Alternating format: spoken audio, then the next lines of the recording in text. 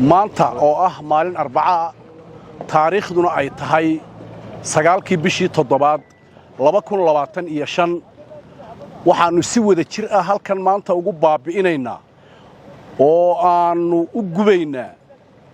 883 litir oo khamriya 11 kartoon oo dawo dhacdaya 30 kartoon oo sharaab dhacaya hal jawaan oo xashiishada kuwaas oo ay maxkamadda iyo xeer ilaalinta ay ka soo saareen qaraar baabi'in ah in la baabi'iyo waxaan la baabi'inayaa waa kootarabaan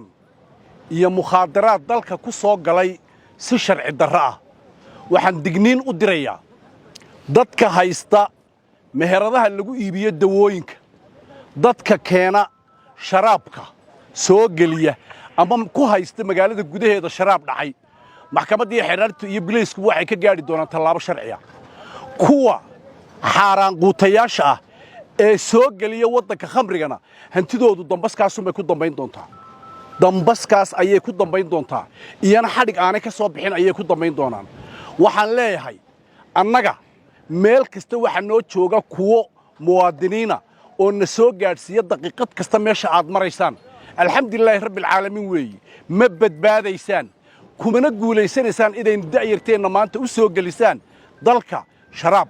ama khamri ama dawo dhacday oo xanuunada sii siyaadinaya maanta oo ah maalin Arbaca ah bishuna ay tahay 9kii bishii 7 2025 goobtan aynu joogno waxaan ku baabiinaynaa 883 litir oo khamri ah 30 kartoon oo sharaab dhacay ah iyo 11 kartoon oo dawo dhacday ah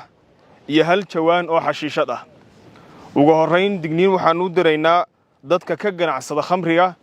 waxaanu leenahay dadkiina iyo dalkiina iyo diintiinaba u tura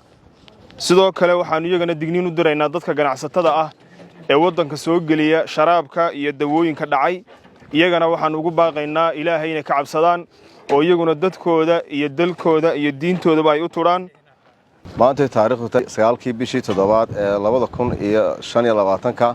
waxaanu bartan maanta ku gubaynaa tirada khamriga ah ee la sheegay oo ciidanka booliska ay soo qabteen oo ah 883 litir oo khamriya oo maandooriya oo ka ganacsi ah oo aan waliba cabisba ah 800 waxay aafeenayaan jamhuuriyadda Soomaaliland dadka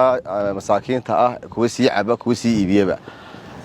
maxkamadda waan horgeynay aad baan u sameeynay waa lagu helay dambiilayaashina waa la xukumay waajibkii sharciina waa la mariyay inta waxa dheer waxa waddanka la soo geliyaa oo sifa sharci darro sagana loo soo geliyay 11 kartoon oo iyagana aanu eedeynay oo dad ajaaniba ay wateen oo ay ka mid tahay daawooyinka dhacay oo ay waddanka gelinayaan oo waliba tusaale ahaan haddaad iga siiyo imanka waa stiikarkaasi waa date la soo qaaday kaasina waa kiniinka naxiyamka la yiraahdo dheedkiisu uu dhacay waxa kartoonkii iyo gooni baa loo soo kala qaadaya hargeysa dhexdeeda markaa dheedka lagu dhijinaya saas dadweynaha looga iibinaya dadkii farmasiga looga iibinaya halka waxa digniin uga diranaa dadka ajaanibka ah ee reer Soomaaliland ee farmasiyada haysta ama kuwa dawooyinka soo dejiya ka sii iibsanaya ama dheedka aan saxsanayn wadankii dawooyinka ka iibinaya in ciqaabta in leeg nimankaas ku dhacday in laga ku dhici doonto sidoo kale waxa ku jira hal jawaan oo xashiishada oo iyagana ka ganacsiya dhammaan mukhaadaraadka iyo waxyaalaha ka dhacayba waxay ku yihiin aafooyin qaranka jamhuuriyadda Soomaaliland